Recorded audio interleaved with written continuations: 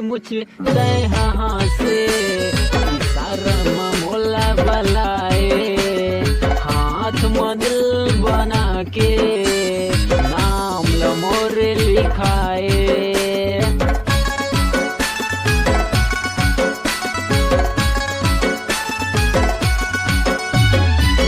मुझ तय से शर्म मोला बलाए, हाथ में दिल बना के नाम ल मोरे लिखाए।